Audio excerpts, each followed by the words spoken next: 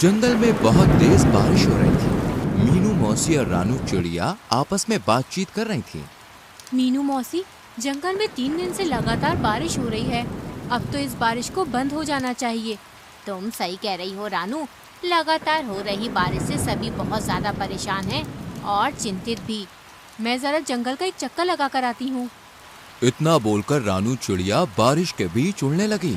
रानू चिड़िया उड़ते हुए कुछ ही दूर गई थी कि तभी उसकी नजर एक बकरी के बच्चे पर पड़ी, जो कि बारिश में भीगता हुआ कांप रहा था। अरे ये बकरी का बच्चा तो ठंड में कांप रहा है। लगता है ये अपने घर का रास्ता भूल गया है। रानू चिड़िया ने इतना कहा ही था कि तभी रानू चिड़िया की नजर उस बकरी के बच्चे से थोड़ी दूर खड़े हुए एक पेड़ के पास एक भेड़िए पर पड़ी। ये भेड़िया तो हमारे जंगल का मालूम नहीं होता, ये तो किसी दूसरे जंगल का लगता है। रानू चिड़िया उड़ते हुए भेड़िए के पास पहुंच गई। कौन हो तुम? मैं अपने जंगल के सभी प्राणियों को जानती हूँ। तुम तो इस जंगल के नहीं लगते। तुम सही कह रही हो, मैं इस जंगल का नहीं हूँ। मैं इस जंगल से गुजर रहा था कि तभी बारिश शुरू हो गई। बारिश से बचने के लिए मैं इस जंगल में रुक गया। जब बारिश बंद हो जाएगी तो मैं चला जाऊंगा। ठीक है। इतना बोलकर रानू चिड़िया उस बकरी के बच्चे के पास जाकर बोली, तुम यहाँ पर क्या कर रहे हो? तुम्हारी माँ कहाँ है और तुम्हारा नाम क्या है? मेरा नाम गोलू है। मैं बारिश में खेल रहा था, मगर खेलते खेलते बहुत दूर निकल आया और घर का रास्ता भूल गया। इतना बोलकर गोलू रोने लगा। तुम चिंता मत करो, मैं तुम्हें तुम्हारे घर ले जाऊंगी। मेरी माँ मना कर रही थी, लेकिन मैंने उनकी बात नहीं मानी। तुम्हें अपनी माँ की बात माननी चाहिए थी। चलो मेरे साथ। रानू चिड़िया गोलू को लेकर कुछ ही दूर चली थी कि तभी गोलू की माँ गोलू को ढूंढते हुए वहाँ पर आ गई। तुम कहाँ चले गए थे गोलू? तुम्हें पता है मैं कितनी परेशान हो गई थी। अपनी माँ को देखकर गोलू खुश होते हुए बोला, मैं आपकी अब हमेशा बात मानूंगा माँ। रानू चिड़िया गोलू की ओर देखकर बोली, अब तुम अपनी माँ के साथ घर चले जाओ और जब तक बारिश बंद नहीं हो जाती तब तक बाहर खेलने मत आना। गोलू अपनी माँ के साथ चला गया और रानू चिड़िया उड़ते हुए मीनू मौसी के पास जाकर सारी घटना बताने लगी। रानू चिड़िया की बात सुनकर मीनू मौसी बहुत गहरी सोच में डूब गई। मीनू मौसी, आप इतनी गहरी सोच में क्यों डूब गईं? कहीं वो भेड़िया उस मासूम बकरी के बच्चे को नुकसान पहुंचाने की तो नहीं सोच रहा था ना? अरे नहीं मीनू मौसी, वो भेड़िया तो खुद डरा सहमा पेड़ के नीचे खड़ा हुआ था। बारिश बंद होने के बाद वो चला जाएगा। अगले दिन बारिश थम गई।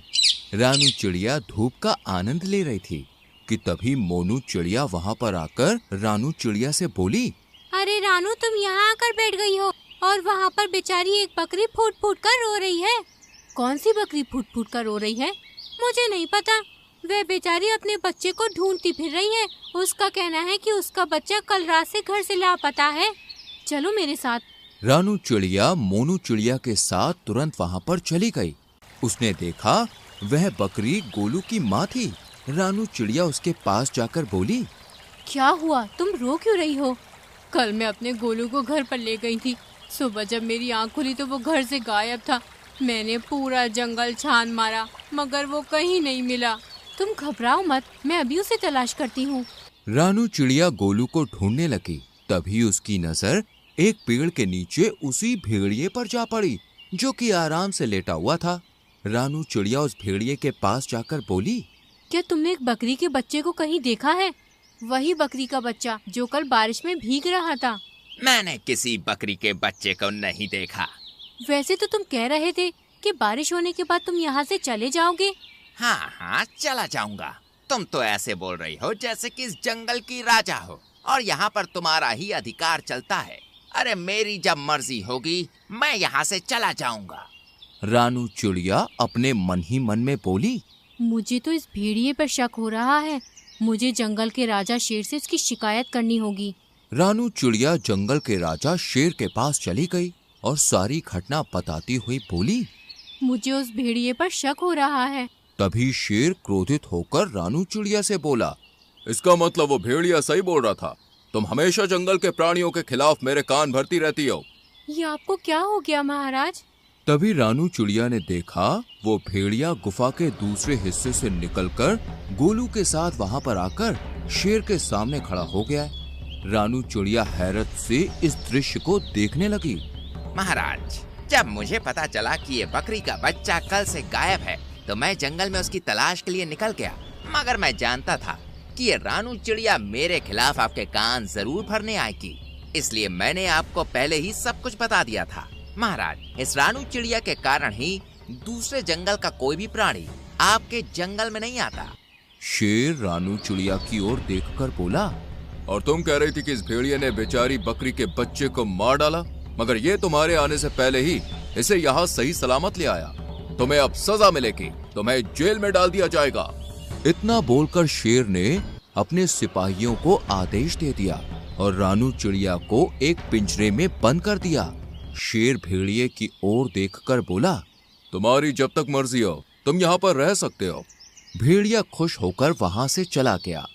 इधर मोनू चिड़िया इस सारे दृश्य को देख रही थी। वह तुरंत मीनू मौसी के पास पहुंच गई और सारी घटना बताते हुए बोली, कुछ कीजिए मीनू मौसी, जंगल के राजा शेर ने रानू चिड़िया को बंदी बना लिया है। मीनू मौसी गहरी सोच में डूबते हुए बोली, जब रानू चिड़िया ने मुझे बताया था कि वो भेड़िया एक पेड़ के नीचे खड़ा हुआ उस बकरी के बच्चे को देख रहा था, मुझे तभी कुछ न कुछ गड़बड़ लग रही थी। जो भी हो, लेकिन आप कुछ भी करके रानू चिड़िया को उस पिंजरे से बाहर निकालिए। चिंता मत करो मोनू, हम दोनों को अभी फिलहाल कुछ नहीं करना, हमें सिर्फ उस भेड़िए पर गहरी नजर रखनी होगी। पहले हमें पता चलना चाहिए कि उस भेड़िए के दिमाग में आखिर चल क्या रहा है, आखिर ये कौन सा मकसद लेकर इस जंगल में आया है। मीनू मौसी और मोनू चिड़िया उस दिन से उस भेड़िए पर नजर रखने लगी। वह भेड़िया दिन भर जंगल में घूमता और दूसरे जानवरों का मांस छीनकर खा लेता। जब भी कोई जानवर अपना मांस देने में आनाकानी करता तो वो धौंस दिखाते हुए खुद को जंगल के राजा शेर का दोस्त बताकर डरा देता उन्हें। एक दिन भेड़िया टहलते टहलते गोलू बकरी के घर के नजदीक चला गया। गोलू अपने घर के बाहर खेल रहा था। भेड़िया उसे अजीब सी नजरों से देखने लगा, मगर उसे नहीं पता था कि मीनू मौसी उस पर नजर रख रही है। मीनू मौसी तुरंत ही मोनू चिड़िया की ओर देखकर बोली, जाओ जल्दी से महाराज को बुला लाओ। लेकिन महाराज क्या मेरी बात सुनेंगे? तुम्हें कैसे भी करके महाराज को यहाँ पर लाना है।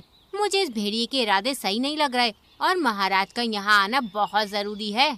मीनू मौसी की बात सुनकर मोनू चिड़िया सीधे उड़ती हुई जंगल के राजा शेर के पास पहुँच गई। यहाँ पर क्यों आई हो मोनू? महाराज, आपको अभी और इसी वक्त मेरे साथ चलना होगा।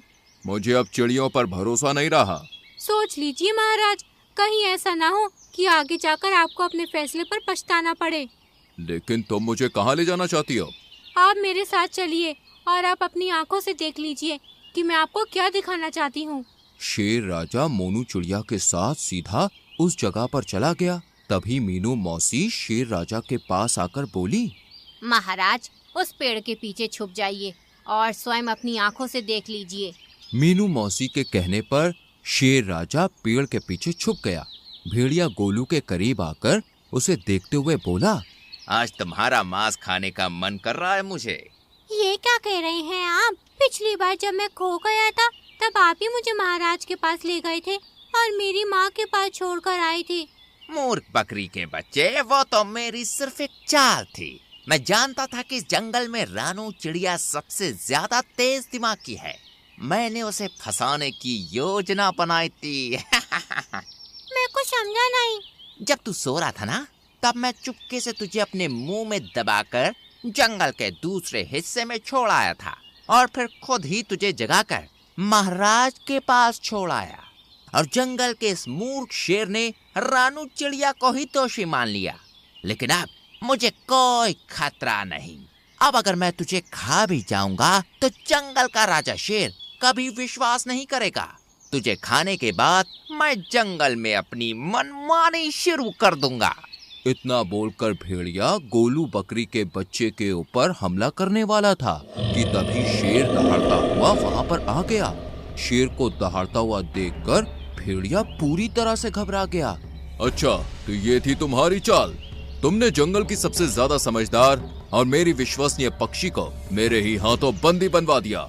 मैं तुम्हें जीवित नहीं छोड़ूंगा। इतना बोलकर शेर ने भेड़िए को उसी समय मार दिया और मीनू मौसी की ओर देखकर बोला, मुझे क्षमा कर दो मीनू मौसी, मुझसे गलती हो गई। कोई बात नहीं महाराज, वो भेड़िया बहुत ही ज्यादा चतुर था और उसने अपनी चतुराई का फायदा उठाकर आपकी आंखों में विश्वास की पट्टी बांध दी थी। शेर राजा ने रानू चिड़िया को आजाद कर दिया, लेकिन इस बार सबकी हीरो मीनू मौसी बन गई।